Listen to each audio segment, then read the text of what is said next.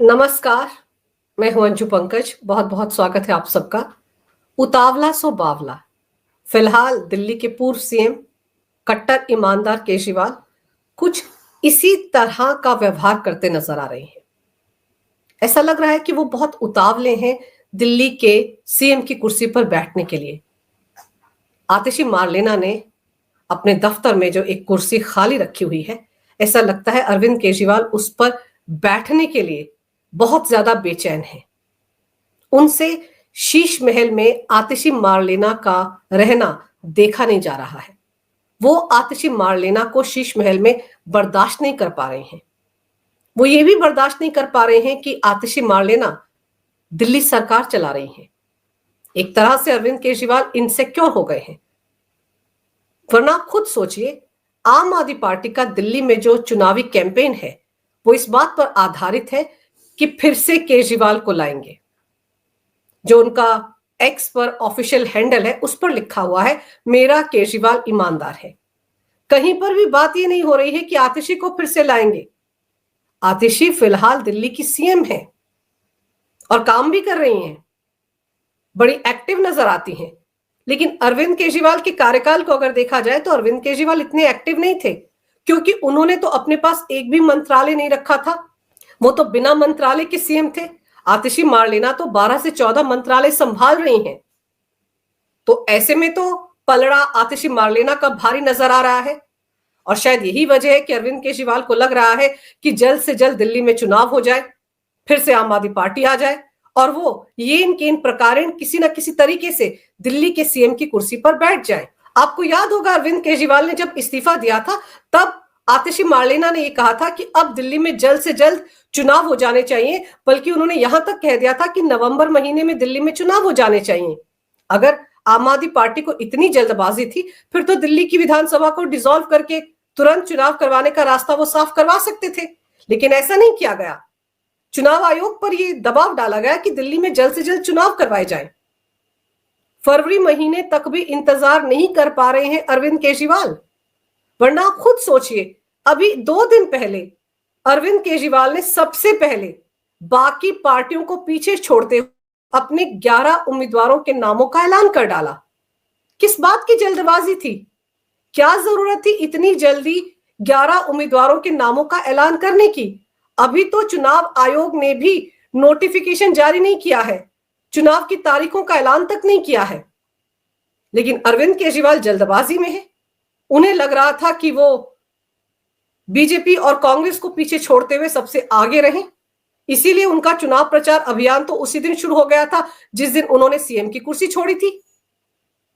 और फिर ये जो 11 उम्मीदवारों के नामों का ऐलान किया, उसमें भी 6 उम्मीदवार बाहरी बीजेपी और कांग्रेस से आए हुए नेताओं के नामों का ऐलान किया गया। अपने 3 सिटिंग एमएलए का टिकट काट दिया अरविंद केजरीवाल ने। तो ये क्या दर्शाता है? ये भी यही दर्शाता है कि अरविंद केजरीवाल अंदर खाने बहुत डरे हुए हैं। अब उन्हें भरोसा अपने आम आदमी पार्टी के नेताओं पर नहीं है, उन्हें भरोसा बाहरी नेताओं पर है, बीजेपी और कांग्रेस से आए नेताओं पर है। वरना अगर अरविंद केजरीवाल को पहली लिस्ट जारी करनी ही थी सबसे पहले, तो उन्हें ऐसी लिस्ट जारी करनी चाहिए थी जिसमें सिर्फ और सिर्फ आम आदमी पार्टी के अपने उम्मीदवार होते। बाहरी उम्मीदवारों के नाम उस लिस्ट में शामिल करने की जरूरत नहीं थी। लेकिन अरविंद केजरीवाल ने ऐसा करके ये संदेश दे दिया कि उन्हें अपने उम्मीदवारों पर भरोसा नहीं है, उन्हें सिर्फ बाहर से आए उम्मीदवारों पर भरोसा है। और एक तरह से उन्होंने एक दरवाजा खोल दिया कि जितने भी लोग बीजेपी और कांग्रेस छोड़कर उनकी पार्टी में आएंगे, उन सबको वो टिकट देंगे। और हो सकता है अंदर खाने अरविंद केजरीवाल की बीजेपी और कांग्रेस के बहुत सारे नेताओं के साथ बातचीत चल रही हो और डील यही हो रही होगी कि आप हमारी पार्टी में आइए और हम आपको तुरंत टिकट दे देते हैं। वरना 3-3 सिटिंग एमएलए के टिकट काटने की क्या जरूरत थी? और इससे आम आदमी पार्टी के अंदर भी एक संदेश चला गया है कि अरविंद केजरीवाल अपनी पार्टी के विधायकों के टिकट काटेंगे ही काटेंगे, ताकि वो बाहर से आए नेताओं को एडजस्ट कर सके। और दूसरी तरफ आप ये देखिए कि अरविंद केजरीवाल का जो उतावलापन है दिल्ली के सीएम बनने का, वो इस बात से भी झलकता है कि वो 2 दिन पहले दिल्ली हाईकोर्ट पहुंचे हुए थे। दिल्ली हाईकोर्ट में उन्होंने एक याचिका लगाई थी और उस याचिका में उन्होंने ये गुहार लगाई थी कि ट्रायल कोर्ट में उनके खिलाफ जो कार्रवाई चल रही है शराब घोटाले में, उस पर रोक लगाई जाए। इस याचिका में अरविंद केजरीवाल ने क्या कहा था वो भी आपको बताती हूं। केजरीवाल ने कोर्ट में कहा कि उनके खिलाफ मुकदमा चलाने के लिए सक्षम अथॉरिटी से आवश्यक मंजूरी ईडी ने नहीं ली थी। ऐसे में ट्रायल कोर्ट का चार्जशीट पर संज्ञान लेने का आदेश गलत है। हालांकि दिल्ली हाईकोर्ट ने ट्रायल कोर्ट की कार्रवाई पर किसी भी तरह की रोक लगाने से साफ इनकार कर दिया और ईडी की तरफ से पेश हुए सॉलिसिटर जनरल तुषार मेहता ने कोर्ट को जानकारी दी कि अरविंद केजरीवाल के खिलाफ मुकदमा चलाने के लिए आवश्यक मंजूरी सक्षम अथॉरिटी से ली जा चुकी है। तब हाईकोर्ट ने इस मामले पर ईडी से एक हलफनामा दाखिल करने के लिए कहा और अब इस मामले पर 20 दिसंबर को सुनवाई होगी। तो सवाल ये उठता है कि क्या अरविंद केजरीवाल इस मामले पर दिल्ली हाईकोर्ट को गुमराह करने की कोशिश कर रहे थे? क्योंकि अरविंद केजरीवाल को तो सारी बातों की जानकारी होती है, तो फिर उनके पास ये जानकारी क्यों नहीं थी कि ईडी ने सक्षम अथॉरिटी से उनके खिलाफ मुकदमा चलाने की मंजूरी ले ली है, तभी उनके खिलाफ मुकदमा चल रहा है। लेकिन फिर भी वो झूठ बोलकर कोर्ट क्यों पहुंचे? इसका मतलब यह है कि अरविंद केजरीवाल चाहते हैं कि वो दिल्ली के सीएम बने और अड़ंगा इस बात का है कि सुप्रीम कोर्ट ने शराब घोटाले में उन्हें जो जमानत दी है उसमें बड़ी कड़ी शर्तें लगाई गई हैं।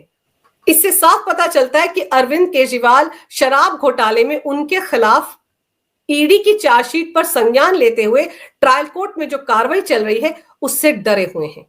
उनको अच्छे तरीके से पता है कि ट्रायल कोर्ट में अगर उनके खिलाफ कार्रवाई चल रही है तो फिर वो दिल्ली के सीएम की कुर्सी पर नहीं बैठ पाएंगे। अगर अगले साल होने वाले विधानसभा चुनाव में आम आदमी पार्टी जीत भी जाती है तो भी अरविंद केजरीवाल दिल्ली के सीएम नहीं बन पाएंगे।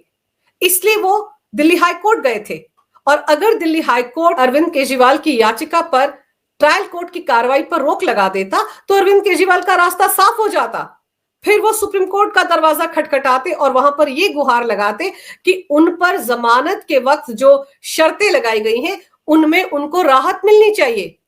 क्योंकि अरविंद केजरीवाल को जब लोकसभा चुनाव में अंतरिम जमानत दी गई थी चुनाव प्रचार करने के लिए, उस वक्त जस्टिस संजीव खन्ना ने यह कहा था कि अरविंद केजरीवाल चुने हुए राजनेता हैं, उनके कुछ अधिकार हैं, उनकी पार्टी है, उसका चुनाव प्रचार उनको करना चाहिए। तो ऐसे में अरविंद केजरीवाल अब जब संजीव खन्ना सीजीआई बन चुके हैं, अदालत का दरवाजा खटखटाते कि उन पर जो शर्तें लगाई गई हैं उनमें उनको राहत दी जाए, तो शायद अरविंद केजरीवाल को लग रहा था कि उनको राहत मिल जाती। वो ये कहते कि देखिए ट्रायल कोर्ट में मेरे खिलाफ कार्रवाई फिलहाल नहीं चल रही है और ट्रायल में देरी लग रही है, तो ऐसे में जब उनको जमानत दे दी गई है तो उन पर जो शर्तें लगाई गई हैं उन्हें भी हटाया जाना चाहिए। और अगर ऐसा हो जाता तो अरविंद केजरीवाल के लिए दिल्ली की कुर्सी पर फिर से बैठने का रास्ता साफ हो जाता, फिर वो दिल्ली के सीएम बन जाते। तब तो हो सकता था कि अरविंद केजरीवाल अभी आतिशी मार्लेना को हटाकर दिल्ली के सीएम बन जाते। लेकिन दिल्ली हाईकोर्ट ने अरविंद केजरीवाल की मंशा पर पानी फेर दिया। दिल्ली हाईकोर्ट ने ट्रायल कोर्ट में चल रही कार्रवाई पर रोक लगाने से साफ इनकार कर दिया। इससे यह पता चलता है कि अरविंद केजरीवाल कितने उतावले हैं, कितने बेचैन हैं दिल्ली के सीएम बनने के लिए।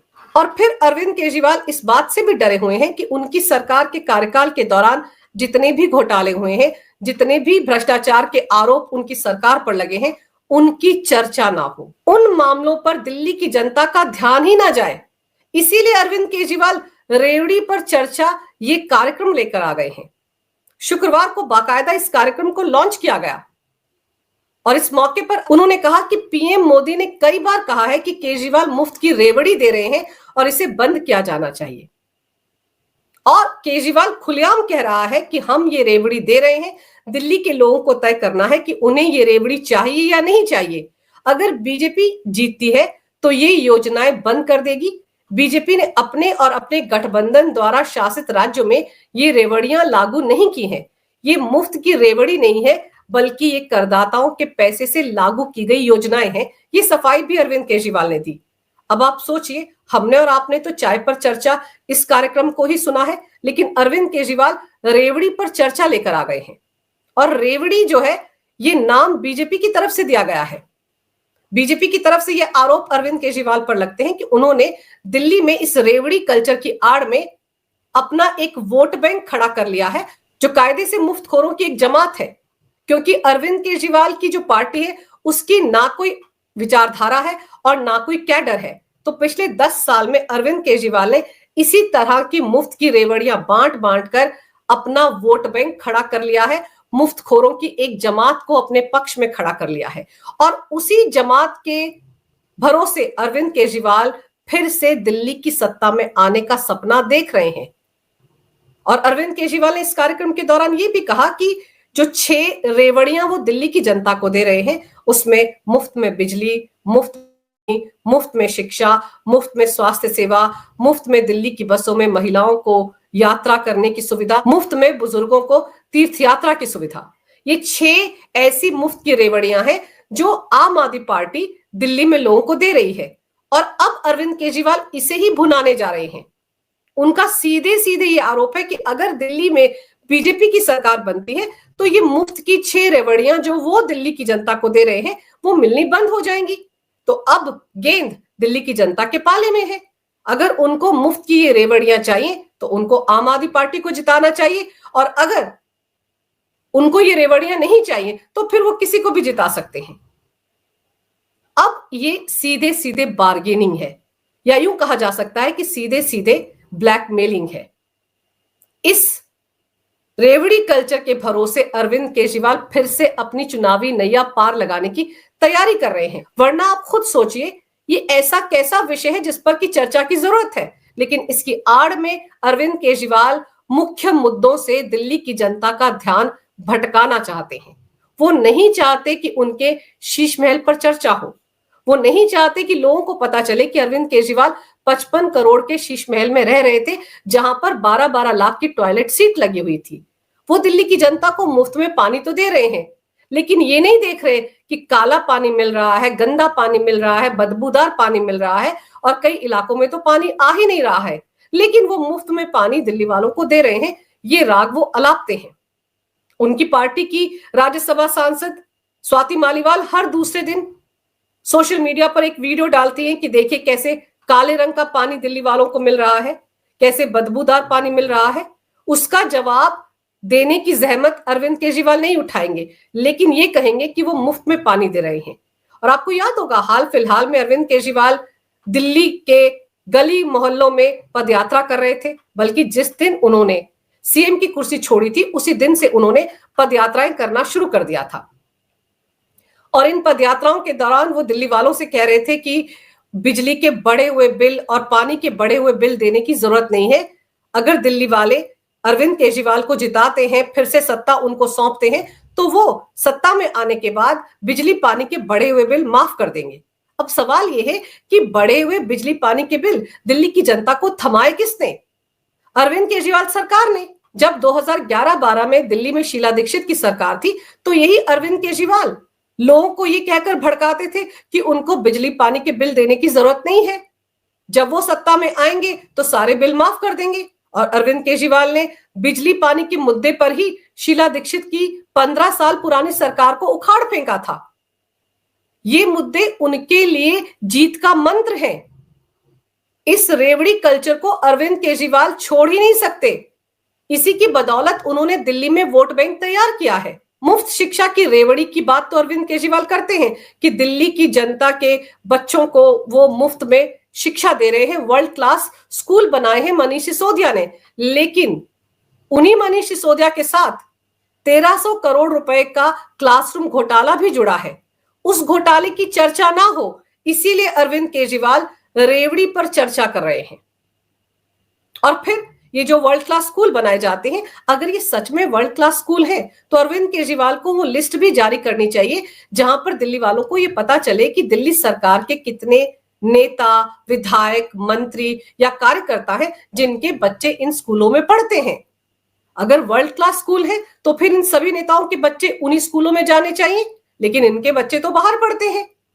और इसी मुद्दे पर दिल्ली सरकार के शिक्षा मंत्रालय के शिक्षा सचिव को दिल्ली हाईकोर्ट से अप्रैल महीने में फटकार पड़ी थी। अरविंद केजरीवाल सरकार को इसलिए फटकार पड़ी थी कि समय पर दिल्ली के स्कूलों में पढ़ने वाले बच्चों को ना तो यूनिफॉर्म दी गई, ना स्टेशनरी दी गई, ना पाठ्यक्रम की पुस्तकें दी गई। साथ ही साथ कई स्कूलों की हालत इतनी जर्जर है कि वहां पर डेस्क और बेंच टूटे हुए हैं।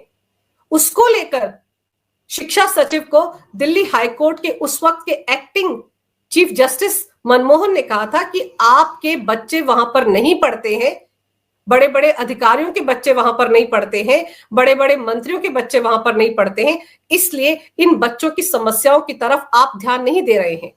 तो अरविंद केजरीवाल किस मुफ्त शिक्षा की बात कर रहे हैं? और फिर मुफ्त स्वास्थ्य की बात हो रही है, मोहल्ला क्लिनिकों की बात हो रही है। कहा जाता है कि वर्ल्ड क्लास सेवाएं इन मोहल्ला क्लिनिक्स में मिलती हैं। तो अगर वर्ल्ड क्लास सेवाएं यहां पर मिलती हैं, तो अरविंद केजरीवाल जिन्होंने मैक्स अस्पताल में अपने टेस्ट करवाए थे कि उन्हें गंभीर बीमारी हो गई है, उन अरविंद केजरीवाल ने इन मोहल्ला क्लिनिक्स में जाकर अपने टेस्ट क्यों नहीं करवाए? राघव चड्ढा अपनी आंख का इलाज करवाने के लिए लंदन गए थे, उन्होंने अपनी आंख का इलाज यहां पर क्यों नहीं करवाया? सिसोदिया की पत्नी जिनका इलाज बड़े से प्राइवेट अस्पताल में होता है, उन्होंने अपना इलाज मोहल्ला क्लिनिक में क्यों नहीं करवाया? कम से कम अरविंद केजरीवाल को अपने नेताओं की लिस्ट जारी करनी चाहिए, जहां पर पता चले कि ये सारे नेता अपना इलाज वर्ल्ड क्लास मोहल्ला क्लिनिक में करवाते हैं। और फिर महिलाओं को दिल्ली की बसों में जो मुफ्त में यात्रा करने के लिए पिंक टिकट बांटे जाते हैं, उनको लेकर आम आदमी पार्टी की सरकार अपनी पीठ थपथपा रही थी कि 150 करोड़ बार महिलाओं ने डीटीसी बसों में यात्रा की और साथ ही साथ 1,500 करोड़ का चूना भी लगा दिया। डीटीसी घाटे में चल रही है 3,000 करोड़ के। इस बात की चिंता अरविंद केजरीवाल को नहीं है। कॉन्ट्रैक्ट पर जो ड्राइवर, कंडक्टर और अधिकारी रखे गए थे, वो पिछले 10 साल से कॉन्ट्रैक्ट पर ही हैं, जबकि उनसे वादा किया गया था 2015 में कि उनको रेगुलर कर दिया जाएगा, पक्का कर दिया जाएगा। इस तरफ कोई ध्यान नहीं दे रही है आम आदमी पार्टी सरकार, लेकिन डीटीसी की बसों में महिलाओं को मुफ्त में यात्रा करने की सुविधा देकर वो अपना चेहरा चमका रहे हैं। और फिर यह भी ऐलान किया हुआ है बजट में आम आदमी पार्टी ने कि दिल्ली की महिलाओं को हर महीने उनके खाते में 1,000 रुपए दिए जाएंगे। बहुत जल्द इस बात का ऐलान भी होने वाला है। तो यानी कि दिल्ली के टैक्स पेयर के पैसे पर अरविंद केजरीवाल अपना चेहरा चमका रहे हैं, अपनी पार्टी की राजनीति चमका रहे हैं। तो यानी कि मामला बहुत दिलचस्प हो गया है। अरविंद केजरीवाल रेवड़ी पर चर्चा लेकर आए हैं, तो हो सकता है आने वाले दिनों में बीजेपी शीश महल पर चर्चा कार्यक्रम लेकर आ जाए, क्लासरूम घोटाले पर चर्चा कार्यक्रम लेकर आ जाए, डीटीसी बस घोटाले पर चर्चा का कार्यक्रम लेकर आ जाए। अभी तो 2.5-3 महीने बचे हैं और अरविंद केजरीवाल एड़ी चोटी का जोर लगा रहे हैं कि वो किसी ना किसी तरीके से ये चुनाव जीत जाए। उनके लिए चिंता की बात यह भी है कि यही रेवड़ी कल्चर उन्होंने हरियाणा की जनता को भी परोसने की कोशिश की थी। 6 मुफ्त की रेवड़ियां वहां बांटने का ऐलान भी किया था। 90 में से 89 सीट्स पर उन्होंने अपने उम्मीदवार खड़े किए थे, लेकिन हरियाणा की जनता ने अरविंद केजरीवाल को ठेंगा दिखा दिया था, साफ तौर पर उनके मुफ्त के रेवड़ी कल्चर को नकार दिया था। और फिर तेलंगाना में विधानसभा चुनाव के दौरान बीआरएस ने भी मुफ्त की रेवड़ियां देने की कोशिश की थी वहां की जनता को, और यही खेल गहलोत सरकार ने भी राजस्थान विधानसभा चुनाव के दौरान करने की कोशिश की थी। इन सभी जगहों पर मुफ्त का रेवड़ी कल्चर फ्लॉप हो गया था। तो अरविंद केजरीवाल को डर इस बात का है कि कहीं ऐसा ना हो कि इस बार उनका ये मुफ्त का रेवड़ी कल्चर फ्लॉप हो जाए। वैसे भी दिल्ली सरकार 7,000 करोड़ के राजकोषीय घाटे में चल रही है। अगले 2 महीने में दिल्ली की सरकार के पास अपने अधिकारियों और कर्मचारियों को देने के लिए वेतन नहीं होगा। ये दिल्ली के वित्त विभाग के सचिव ने चिट्ठी लिखी है दिल्ली की सीएम आतिशी मार्लेना को। ये जो मुफ्त में रेवड़ियां बांटी जा रही हैं आम आदमी पार्टी की तरफ से, उसके चलते ही पिछले 31 साल में पहली बार है कि दिल्ली सरकार का खजाना घाटे में चल रहा है, और ये केजरीवाल के इस रेवड़ी कल्चर की ही देन है। तो अब देखना दिलचस्प होगा कि बीजेपी अरविंद केजरीवाल के रेवड़ी पर चर्चा कार्यक्रम की क्या काट लेकर आती है। और आने वाले दिनों में अरविंद केजरीवाल इस तरह के और भी कार्यक्रम लॉन्च कर सकते हैं। वो क्या कहते हैं, इब्तदाए इश्क है, रोता है क्या, आगे आगे देखिए होता है क्या।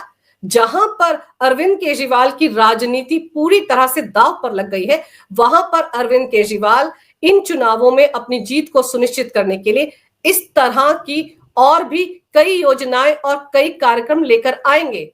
वो किसी भी हद तक जाएंगे चुनाव में अपनी जीत को सुनिश्चित करने के लिए, क्योंकि अरविंद केजरीवाल के लिए डू और डाई की सिचुएशन बन गई है दिल्ली विधानसभा चुनाव। अरविंद केजरीवाल को पता है कि अगर वो ये चुनाव हार गए तो फिर उनकी राजनीति पर बड़ा सा फुल स्टॉप लग जाएगा। इसीलिए उन्होंने ये रेवड़ी पर चर्चा कार्यक्रम शुरू किया है ताकि उनकी सरकार के घोटालों पर पर्दा पड़ा रहे।